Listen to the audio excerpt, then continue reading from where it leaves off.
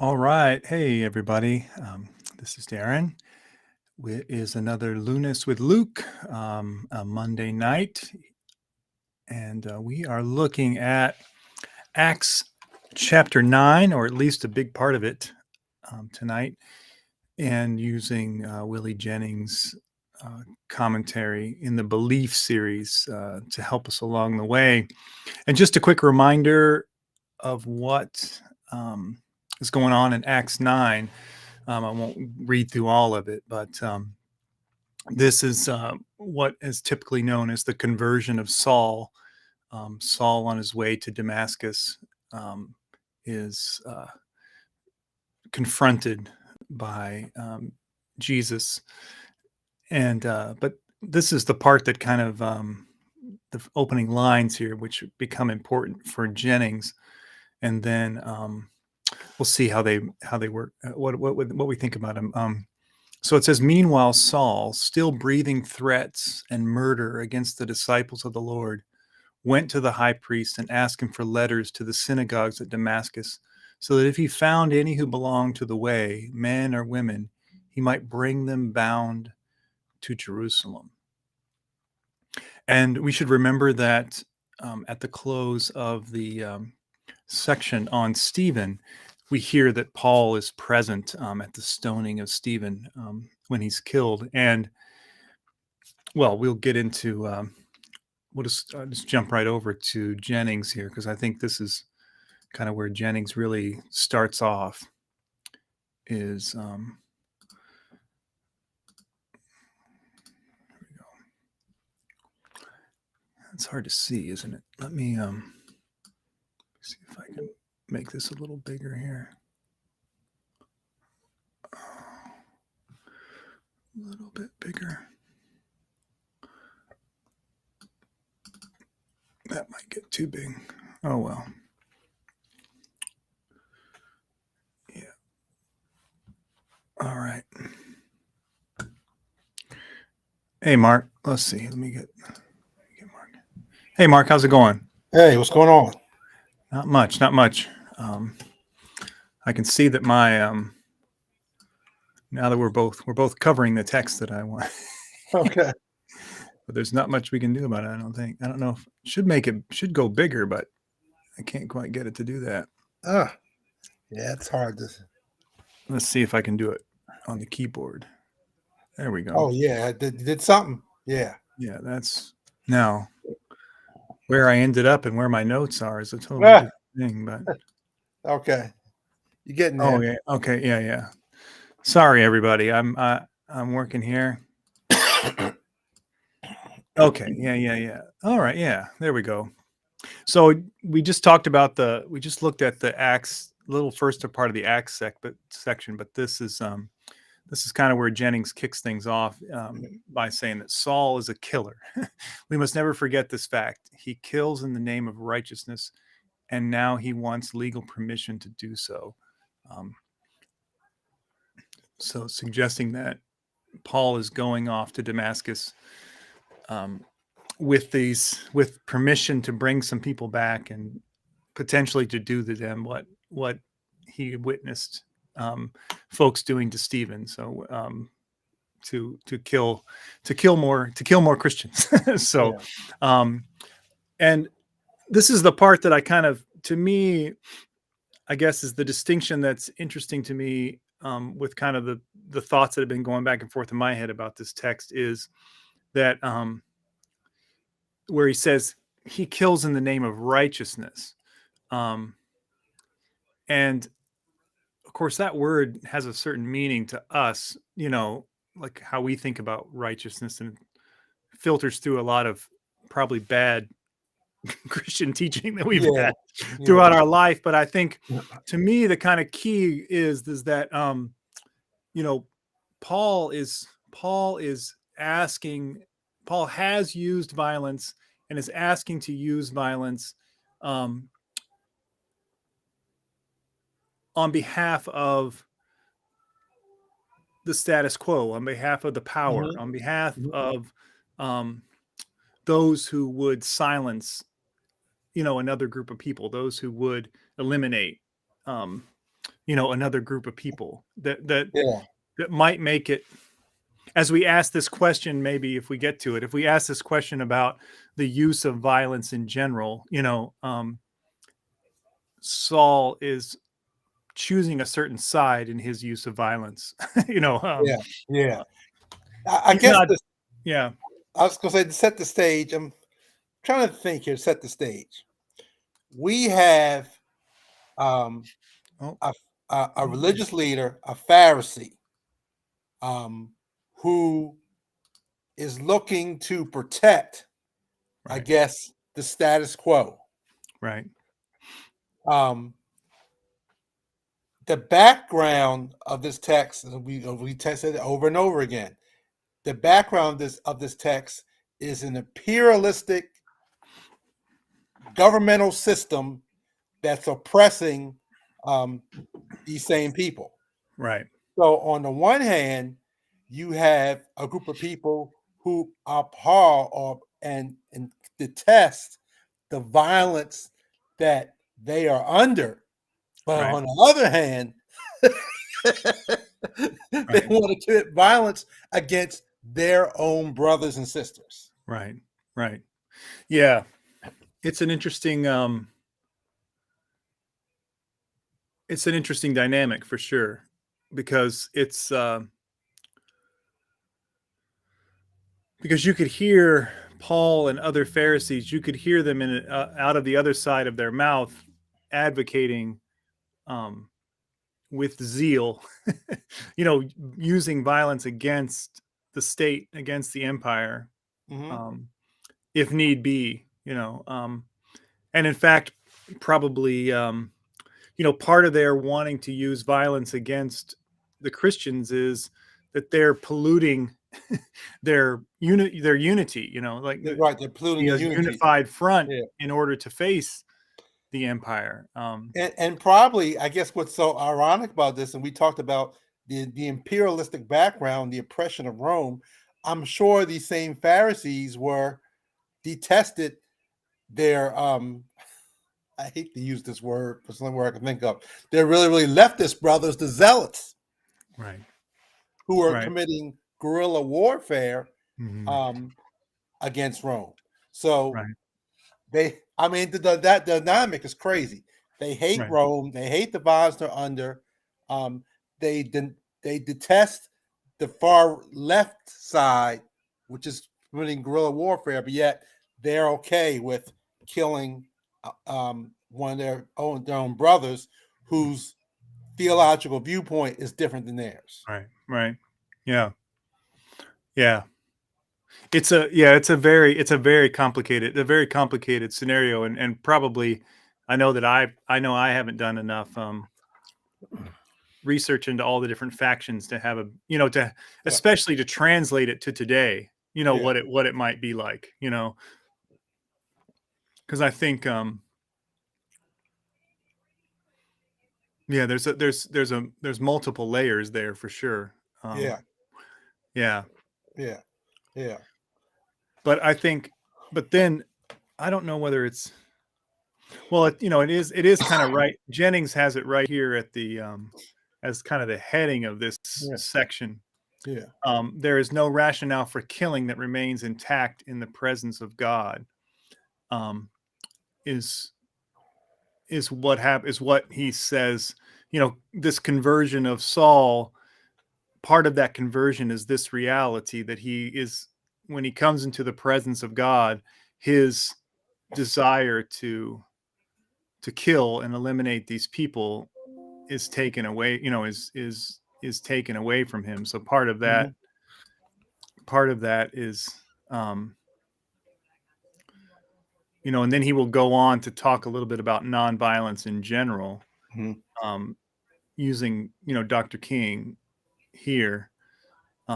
May all who suffer oppression in this world reject the self-defeating method of retaliatory violence and choose the message that seeks to redeem.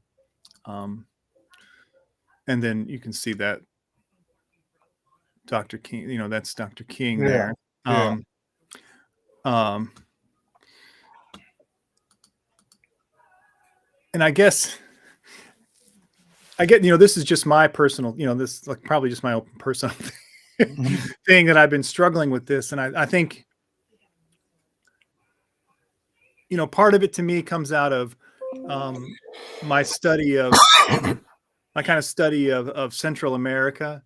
Okay. I did kind of when I did my English degree, a lot of it was in like the literature of the revolutions in Central America, like Mhm. Nicaragua and Guatemala and um, El Salvador, and that sort of thing. And so the interesting thing about a lot of those revolutions is that, especially in Nicaragua, that some of the leaders of those movements were Christian priests.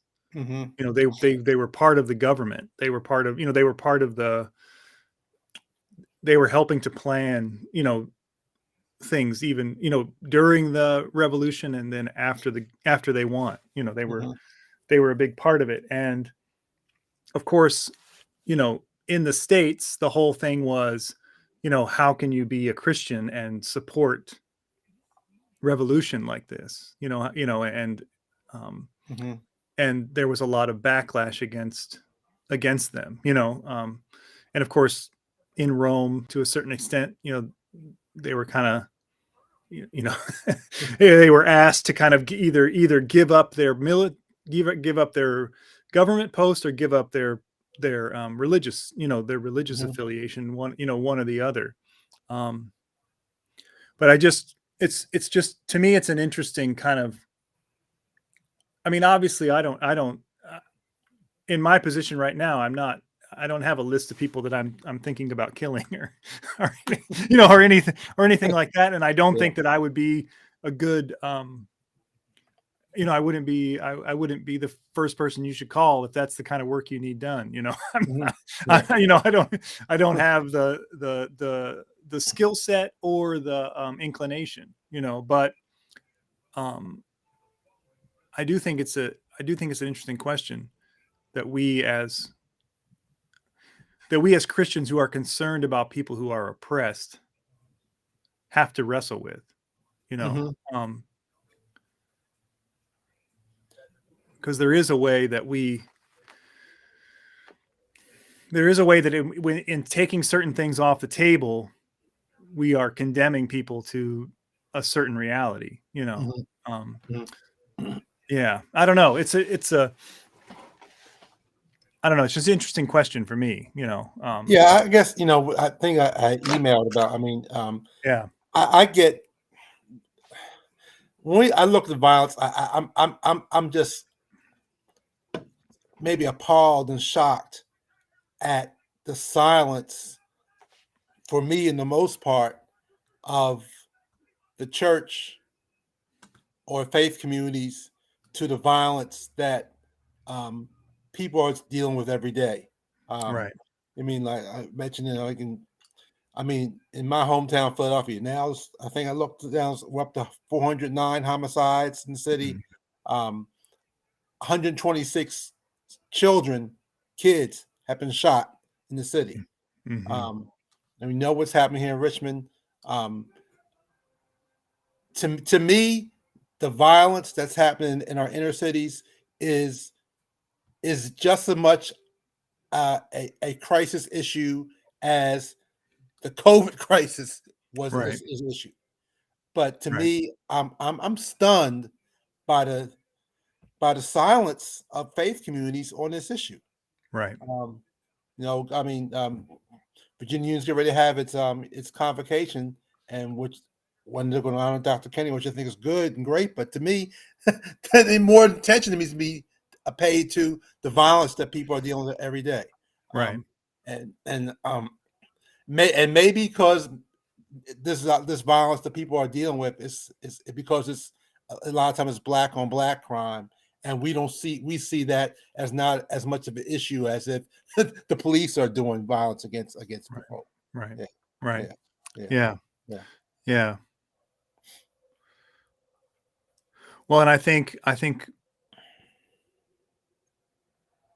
that's a really difficult one for um, liberal white people because they don't know how to enter that discussion because they don't want to sound racist, you know.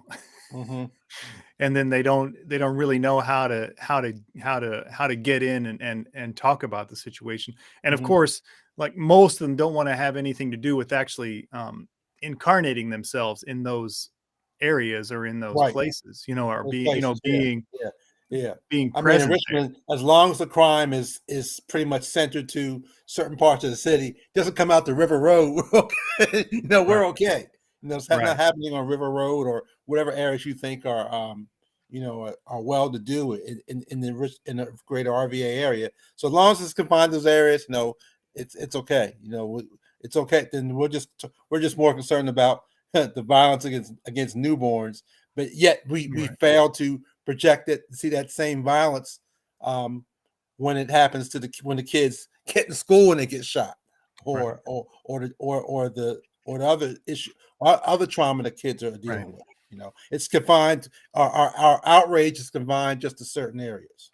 Well, I think part of that is we only know how to be. We're trained to only know how to be upset with, in terms of the political parties. You Mm-hmm. know, we can be upset about like school shootings because it's an issue that we can like be mad at the Republicans about. Yeah. You know, and it'll Yeah. push. You know, and it'll push our agenda. You Yeah. know, in some ways of getting more votes for the Democratic Party. Yeah. You know, Um, but of course, the Democrats have no solution for violence in the city. Yeah. They don't even pretend to, except for more police and Police. Yeah. throwing more people in prison. Yeah. I Prison. mean, Yeah. you know, That's the answer for both sides, really. that's what I'm saying. That's what, you know, Yeah. that's what they both think. So of Yeah. course they can't necessarily argue about that issue. They don't want to bring that up. They don't want to bring that issue up because they sound exact. There's no distinction between them and the other party. Yeah. You know, so the only time they want to bring something like that up is if they're trying to get the middle of the road people. You know, Yeah. they'll bring it up in the suburbs. You know, Yeah. they'll Yeah. tell you how tough on crime they are. Yeah. You Yeah. know, Yeah. yeah, no, I think it's I mean that's a really I think it's a really tough issue.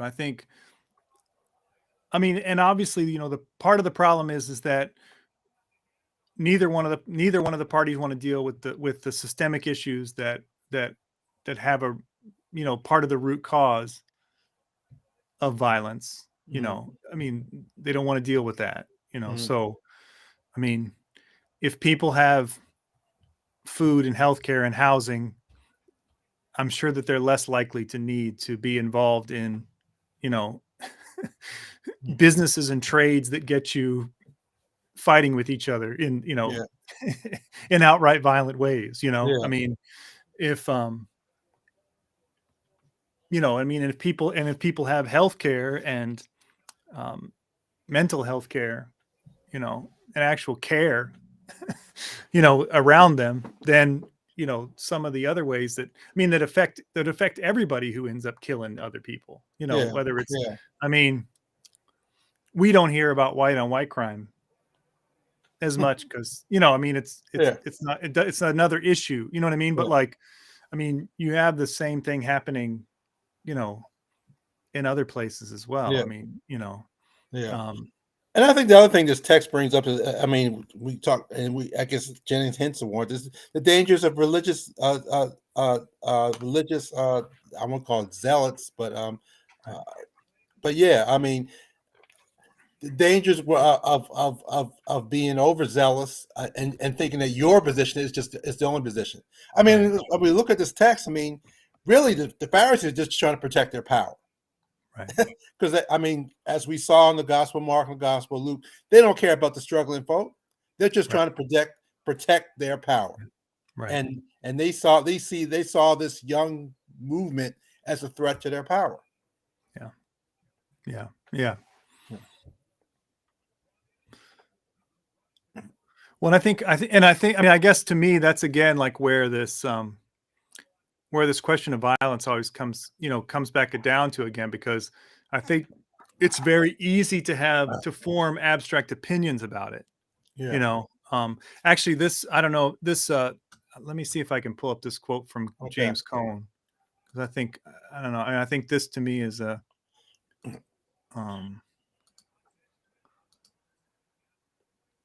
gets to a lot. Gets to a lot of it too. Yeah.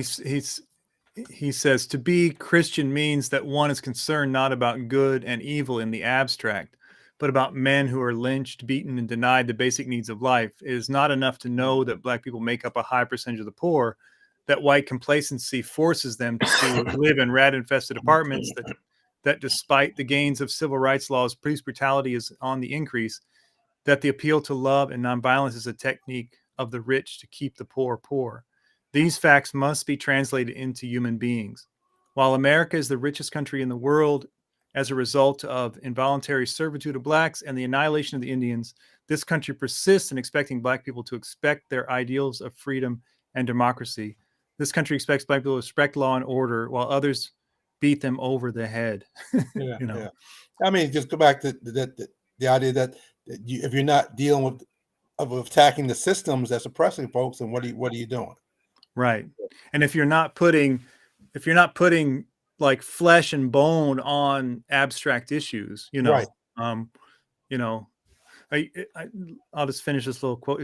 The system symbolized in the words law and order can only mean injustice for Black people as long as the structure operates on the basis of racism. The appeal to democracy becomes a facade behind which the white hierarchy defends its right to rule over Blacks. In any case, the majority of Black people see no relationship between the democratic process and their attempt to be free. Yeah. And he goes on to talk about, the way people talk about violence. He just goes on to talk about the way people talk about violence, and as long as it's, you don't talk about violence done by the police or the military or by the, it's only when, like you were saying in your mention that PBS special, it's only when, poor and oppressed people get out in the street that Right. all of a sudden you hear that people are doing violence. You don't hear Right. about people doing violence. The violence done to the people who are out in the streets is not a topic of conversation. Right. It's only when they are out in the streets that violence all of a sudden is happening. It's an issue. Right. Right. I mean, and that special. I mean, I thought it was interesting that, and I make this point over and over again that you had all these young people out there,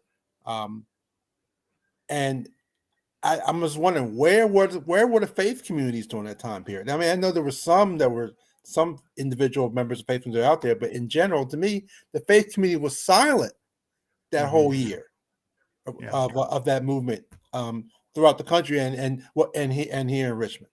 Yeah. You didn't hear anything. Yeah.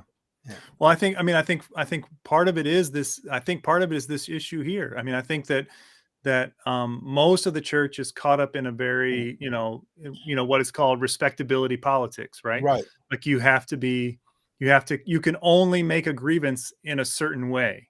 Right. And if you do it a different way, it's unchristian, basically. It's unchristian, right. It's outside the norm, right. It's not what a good Christian would do, and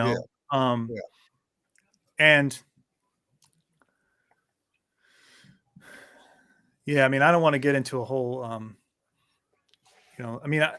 it's interesting. I think we probably need to do a lot more thinking in the church about Dr. King and particularly contextualizing his times, when we consider what he was talking about, as far as nonviolence goes. I mean, because I don't know, to me, it's kind of like how we talk about, the Presbyterians are big on the phrase in the Bible, decently and in order.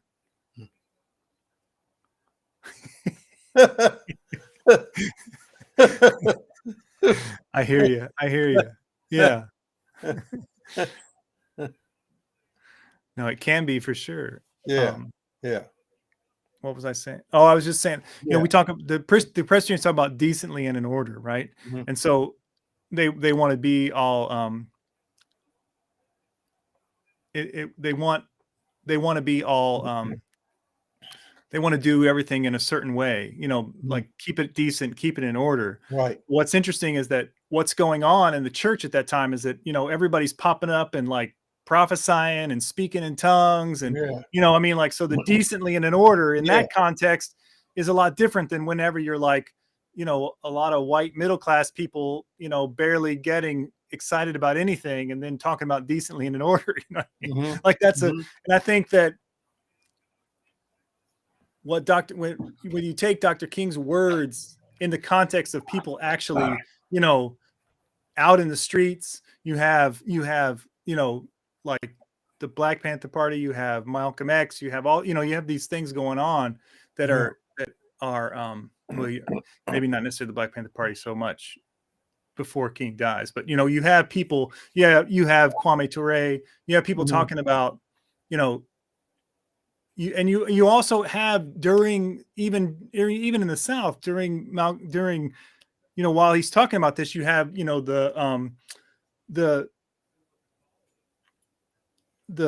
can't remember their name now, but you have all the people who actually are armed, defending civil rights people. Like that's all happening at the same time while he's advocating this. There's all this other stuff going on that he's in conversation with. Right. Like us just taking that right now and saying, nonviolence is I mean, whenever there's nothing going on and nothing happening is different than the context when he was speaking it in. Yeah. Because he was having a conversation. He was having a dialogue, with people. Yeah. He wasn't talking about it in the abstract. Yeah. And he was also getting his head beat in, and in jail, I mean, like that's so. I mean, I think the context is, No, I think. Yeah, I just see that. Yeah, spoonful. Yeah, right. I'm messing up it helps the average press person help. Yeah, right. Yeah. I mean, I think there is another. I think there's another Christianity that might not be like that. There is a more authentic following of Jesus that might not be like that. But I think that all too often that's where Christianity ends up. Yeah. And I mean, today it's interesting. We talk about the whole issue of violence. How it's what was the kid that got found not guilty of killing the people in Kenosha? Rittenhouse. Rittenhouse, yeah. How Kyle Rittenhouse is almost lifted up as a hero. Yet the folks who were out there protesting, they were seen as violent. He was lifted as a hero, and also we hear no outright discussion or anger about what's happening with the Proud Boys. I mean, they're advocating almost open civil war, and you hear crickets. Mm-hmm. You hear crickets. Yeah. So I guess it's okay to defend in the name of the flag. It's not okay to stand up for issues of when folks feel that they're right to be in violence. So right. It's interesting. Well, I mean, and I think that's the, I mean, obviously part of the thing is that, the values and the vision that the Proud Boys represent is closer to the current reality and the status quo that wants to be maintained than a bunch of oppressed people out in the street saying we're done. It's time to give us our land back. It's time to give us the money back that you made. I mean, like, that is fundamentally destructive to the system, fundamentally, gonna burn it down. The Proud Boys saying that there should be more white people in power, I mean, is really not that far from what most people are saying anyway.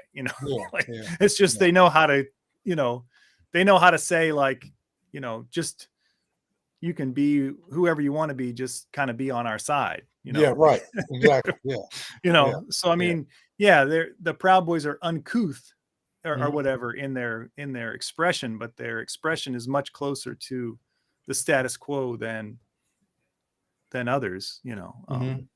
Yeah. No, it's yeah, I don't know how to pronounce the person who was speaking, but I appreciate them Yeah. dropping by and making a comment. In That's the good. comments, yeah. Yeah. So yeah, I mean, and I'm just, I think it'd be interesting for more people to wrestle with what James Cone is talking about, you know, because I think he's one that really took, that really looked honestly at what Black Power, Black Panthers, what those people were saying Yeah. at the Yeah. time when they were saying it, Yeah. and trying to figure out what it meant for Christians. Yeah. Could Yeah. you embrace this and stay Christian? What book was that you were what This Cone book is was this is from Black Theology and Black Black Power. So one of Power. his Okay. early Yeah. early Yeah. books. One of, Okay. like, Yeah. probably 72 or something Yeah. like that. Okay. Um, Okay. really early on. So yeah, but I mean, I think on that side, he's probably one. And of course, I think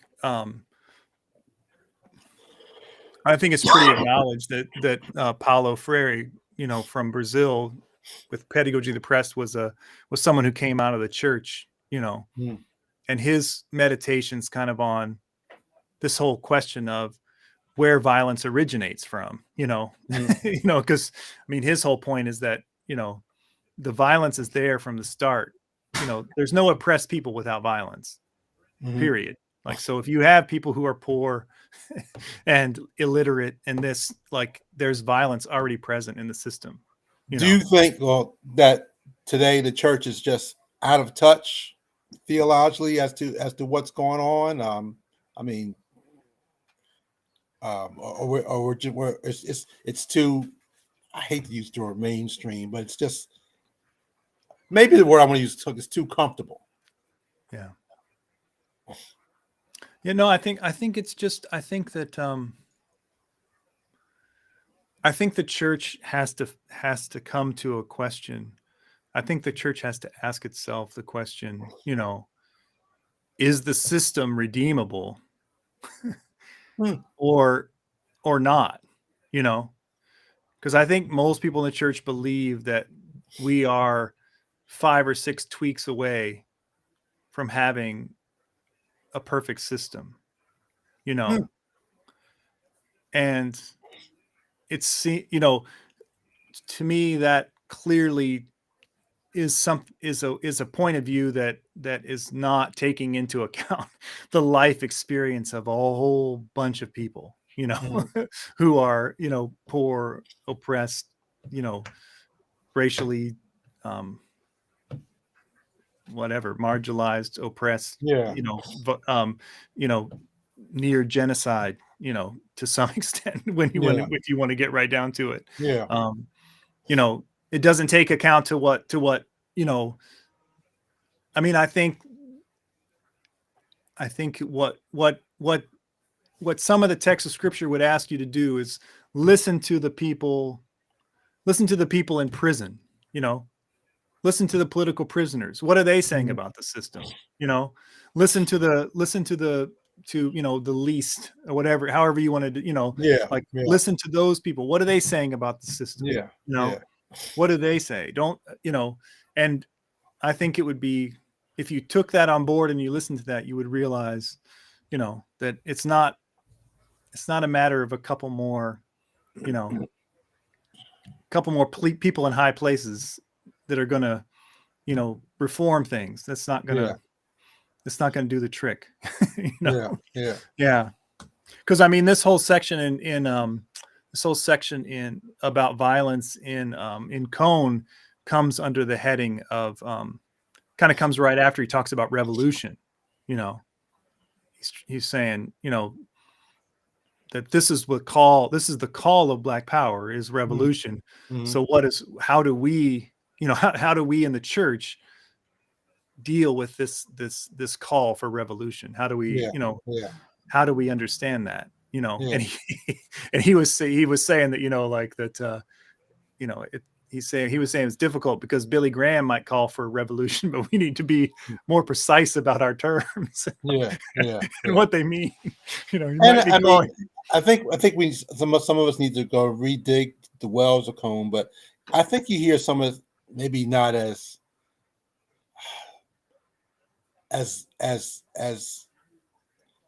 maybe not as strong, but you hear some of that in what some womanist theology. Yeah. Definitely.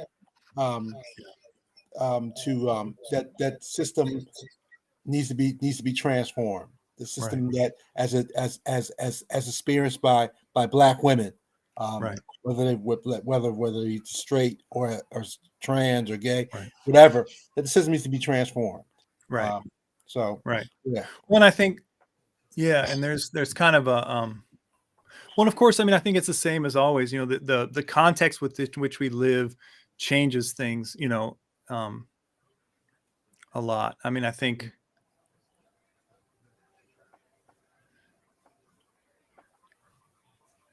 I'm not going to say anything because I haven't read enough to really be. I haven't read enough to back my critique up with to really. I mean, no one's watching, so it doesn't really matter. But just to be safe, I'm not gonna go there. Maybe next time Marcy's on, we can have a conversation about it. But yeah, I mean, we didn't get.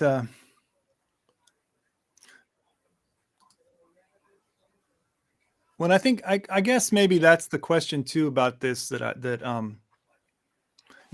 that idea of conversion, that that what you're converted to, when you join the community, what are you converted to? Just walking to check the food while I'm talking. Go ahead. Yeah, do that. I got her food on. Make sure nothing's burning over here. Yeah, I know. Come over here. I had to order out today. We had to order out today. Yeah. Today's my day. My mom was off today. Today was my day to cook a little bit. So there you go. When I'm off.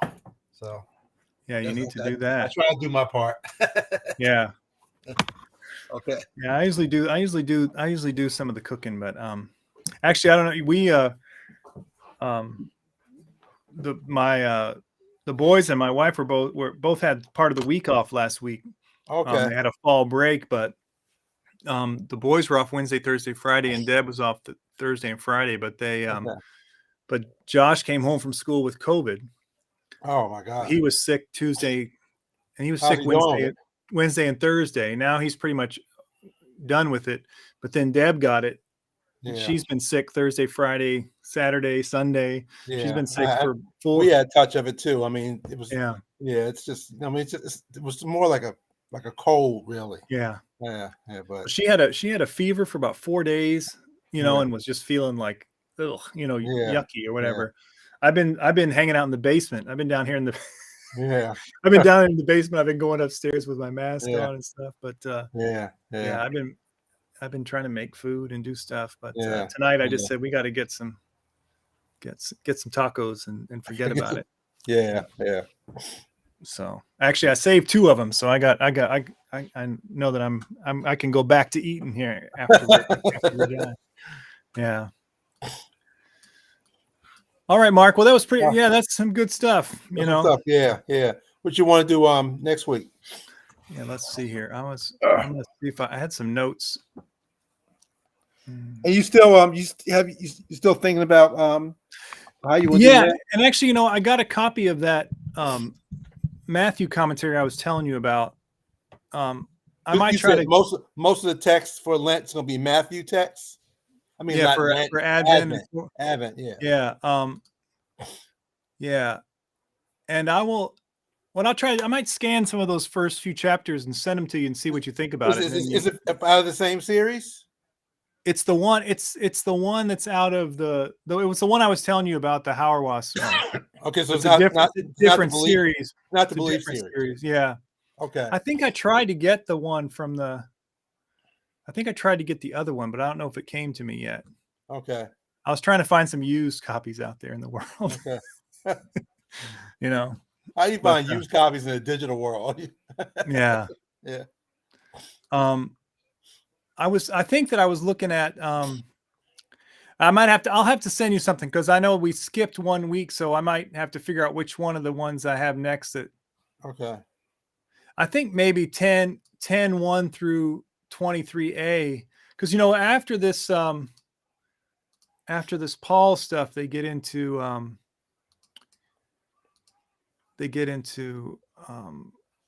Cornelius. Oh man, I forgot about that. All right.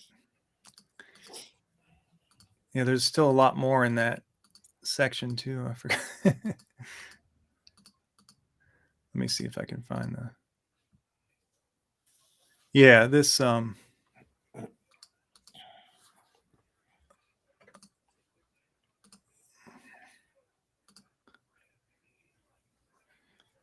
yeah, this Okay.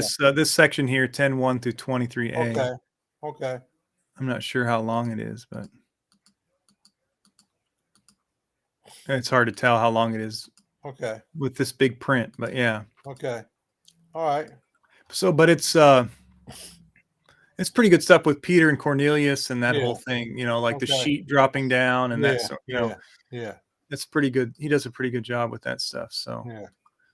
yeah, maybe we'll do that a couple times in a couple things in chapter 10. Yeah. Okay. Okay. Yeah, Good that stuff. sounds good. And Okay. Marcy's running out of excuses. Yeah. So She finished your ordination she stuff? got the ordination. Yeah, she finished those. I haven't heard what she thought about how it went, but Okay. she said she might have. I don't know if you saw her. I know she sent her email to you too, but Yeah, she said something. I know something she had to do. Something. yeah. So she's clerk of her session, so she's got Okay. meetings, a lot of meetings. So Yeah. yeah. All right. Yeah, we'll go again, and Okay. I'll send you some of that stuff from the Matthew thing. You can see what you think about it. Okay. Yeah. All right. Yeah. Okay. All right. Good All right. stuff, man. All right. All right. Talk to you later. I'll talk to you later. Take care.